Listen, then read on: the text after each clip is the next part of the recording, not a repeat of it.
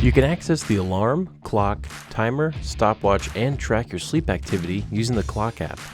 To access this, from the home screen, swipe up to open your apps tray and select Clock. In the alarm section, select the plus to add a new alarm. To edit an alarm, select the drop-down arrow, customize it to your preference, and toggle the alarm on to set it.